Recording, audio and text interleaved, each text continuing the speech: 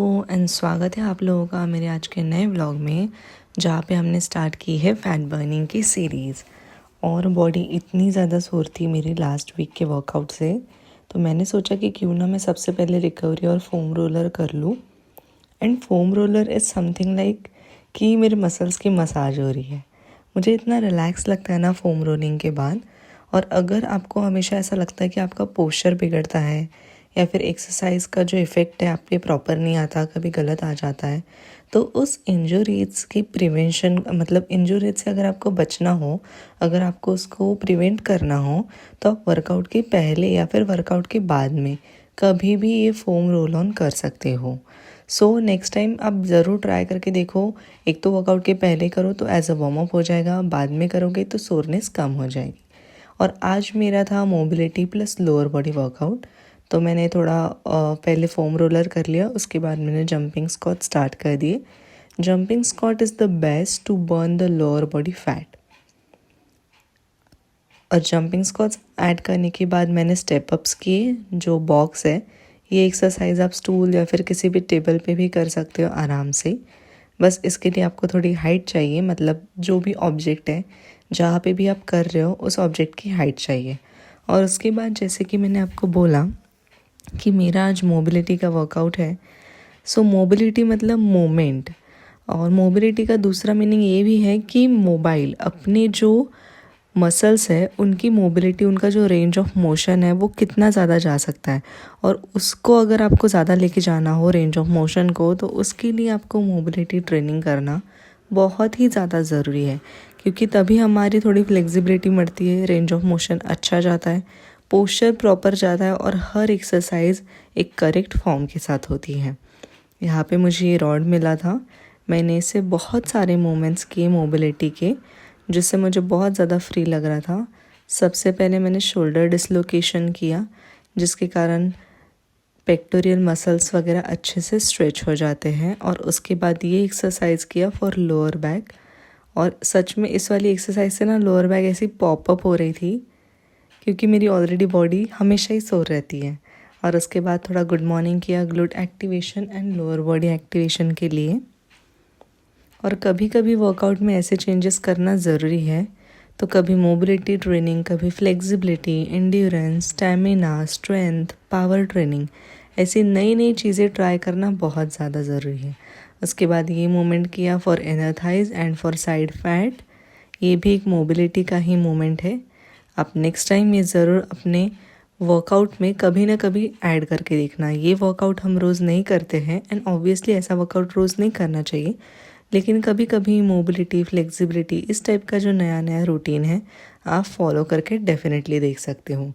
Workout किया और उसके तुरंत बाद घर पे आई, लंच वगैरह किया, और मम्मी को आज हेयर कट करने के लिए जाना था, क्योंकि मम्मी और पापा निकल रहे हैं शादी के लिए गाँव। और यस, मैं नहीं जा रही, मैं और संकेत घर पे रुक रहे हैं। तो मम्मी ने बोला कि शादी है तो मुझे हेयर कट करना है, और ऋषिका इस बार बहाना मत बनाना। तो मैंने बोला मम्मी ठीक है, मैं भी आपके साथ आ जाऊंगी। यहाँ पे मैं गई आराम से, और यहाँ पे भी बहुत टाइम लगा यार, भीड़ थी क्योंकि। लेकिन फिर आधे पौन घंटे बाद हमारा नंबर लग गया था, और मैंने पहले अपॉइंटमेंट लेना मैं भूल गई थी। और मम्मी को कुछ बाउंसी लुक चाहिए था, तो वैसे मैंने हेयर ड्रेसर को एक्सप्लेन किया कि कुछ इस तरीके से हेयर कट कर दो, या फिर ऐसे कुछ स्टाइल कर दो कि जिससे जो लुक है वो पूरा बाउंसी आए। और मम्मी को दूसरे तीसरे दिन, मतलब मम्मी को जैसे शादी में जाना है तो अलग से मम्मी को स्टाइल ना करना, मतलब स्टाइल करने की ज़रूरत ना पड़े। तो मैंने इस हिसाब से उसको एक्सप्लेन किया था, और उन्होंने बहुत ही अच्छा हेयर कट किया। आप फाइनल लुक देखो एक बार। और मैं मम्मी को ऐसे कभी कभी लेके आती हूँ हेयर कट के लिए बाहर, ताकि मम्मी को भी अच्छा लगे और एक नया चेंज भी हो जाता है। क्योंकि मम्मी लोग वैसे कहाँ रोज़ मशीन्स वगैरह लगाते हैं बालों को, और ना ही कभी सेट करते हैं, तो सम टाइम इट्स गुड, उनको भी थोड़ा चेंज लगता है, थोड़ा अच्छा लगता है। और ये मम्मी का था मतलब फाइनल लुक। मैंने बोला बस एक सेटिंग स्प्रे लगा दो ताकि आराम से ये बाल 4-5 दिन तक रहें ऐसी। मुझे तो बहुत पसंद आया था ये हेयर कट, और मम्मी को भी बहुत पसंद आया। उसके बाद हमने जाते जाते स्वामीनारायण मंदिर का दर्शन लिया, और एक खूबसूरत एक प्यारा सा सनसेट पॉइंट हमको दिखा। स्वामीनारायण का दर्शन हमने जल्दी किया 5-10 मिनट में, क्योंकि इस टाइम पे भीड़ होती है और हमें जल्दी घर भी जाना था। और हमने बाहर से ही दर्शन किए, हम अंदर भी नहीं गए क्योंकि इतना ज़्यादा लेट हो गया था।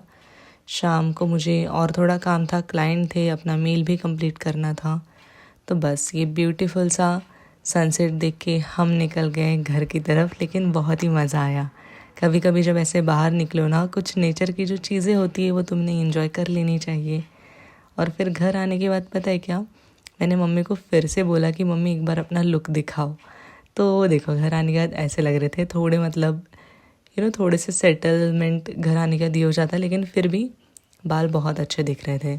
और इतना लेट हो गया अभी हमको, मतलब घर आते आते 7-8 बज गए थे। तो उसके बाद मैंने सोचा, मम्मी तो डिनर बना रही थी लेकिन मुझे अभी खाना नहीं खाना था, क्योंकि ऑलरेडी मेरा एक मील स्किप हो गया था। तो मैंने सोचा वो प्रोटीन मील है वो पहले कंप्लीट होना चाहिए। मेरा ऐसा है कि अगर रात के 11 भी बजे हैं तो भी मैं पहले ये देखती हूँ कि मेरा कौन सा प्रोटीन मील स्किप हुआ है, क्योंकि अभी मेरा जो गोल है वो थोड़ा डिफरेंट है। तो मैं ऐसा बिल्कुल भी नहीं चाहती, या फिर ऐसा बिल्कुल भी मैं कर नहीं सकती कि मैंने थोड़ा सा प्रोटीन स्किप कर दिया या फिर थोड़ा चीट मील कर लिया, क्योंकि अभी मैं ऐसे स्टेज पे हूँ जो गोल मुझे अचीव करना है अपकमिंग डेज़ में, फ़ैट बर्निंग का। और मैं बिल्कुल भी कॉम्प्रोमाइज़ नहीं कर सकती। तो मैंने मम्मी को बोला, मम्मी आज मैं डिनर स्किप करूँगी। वैसे भी अभी मैंने बहुत हद तक डिनर को 50% कर दिया है, और बाकी सारे जो मील है उसमें मैंने इंक्रीज़ कर दिया अपना क्वांटिटी। तो मैंने सोचा अभी डिनर में मेरा जो एक मील स्किप हुआ है वो है एग्स वाला, क्योंकि मैं दोपहर में मतलब सुबह 2 एग्स लेती हूँ वर्कआउट के पहले, और फिर 4-5 बजे लेती हूँ। तो ये वाला तो मेरा 4-5 बजे का स्किप हो गया था। तो अभी मुझे रात को घर आके ऑमलेट बनाना था। मैं ऑमलेट नहीं बनाती हूँ यूजुअली, क्योंकि इसमें थोड़ा मुझे ऐसा लगता है टाइम ज़्यादा जाता है। बॉईल करते हैं तो टाइम कम जाता है, बस बॉईल करने रख दो, छील के खा लो। लेकिन ऑमलेट के टाइम पे ऐसा है कि सब कुछ काटना पड़ता है। लेकिन मैंने सोचा कि आज अगर मैं डिनर स्किप कर ही रही हूँ तो क्यों ना ऑमलेट ही बना लूँ, थोड़ा टेस्टी भी बनेगा और एक रोटी जैसे हो जाएगा, ताकि मैं उसे डिनर समझ के खा लूँ। क्योंकि बाहर से आने के बाद कभी कभी आलस आता है, लेकिन मुझे कुछ भी करके अपना मील मिस नहीं करना था। तो मैंने शुरुआत कर दी ऑमलेट बनाने के लिए। बहुत ही बेसिक और सिंपल सा ऑमलेट मैंने बनाया है। 3 अंडे का ऑमलेट मैंने बनाया, जिसमें करीब 15 से 18 ग्राम प्रोटीन इंक्लूड हो जाएगा। मैं थोड़े से वेजीज डाले इसमें, मतलब नॉर्मल जो है प्याज, टमाटर, मिर्च और धनिया, और बस डाल दिया इसको मैंने पैन पे।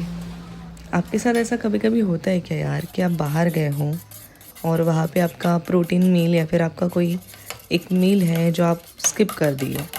वैसे मैं पहले करती थी, एंड ऐसा नहीं है कि वो वैसा नहीं करना चाहिए। हम बाहर जाते हैं, घूमने जाते हैं, तो बाहर डेफिनेटली हम कुछ ना कुछ खाते ही हैं। अगर आप बाहर निकलो कभी मूवीज़ के लिए, कभी फ्रेंड्स के साथ, कभी आउटिंग, तो बाहर हमारा चीट मील डेफिनेटली हो जाता है।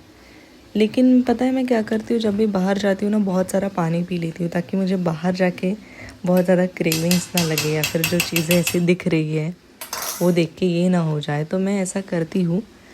या फिर कभी कभी मैं ऐसा करती हूँ, मेरा चीट मील ना हो इसलिए मैं घर से ग्रीन टी पी के निकलती हूँ। तो इस बार तो मैंने ऐसा कुछ नहीं किया। मम्मी को मैं लेके गई थी, हमको जाना था, हमने डिसाइड किया था पहले हम उत्तर दक्षिण वगैरह जाएंगे। लेकिन फिर मम्मी बोले कि बहुत ज़्यादा लेट हो गया इशिका, घर जाते जाते कहीं 9 ना बज जाए।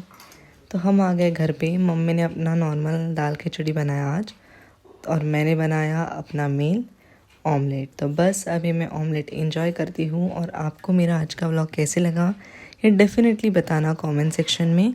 और मैं जल्द ही आपसे मिलूँगी कल के व्लॉग में, एक इंटरेस्टिंग व्लॉग में। तब के लिए बाय।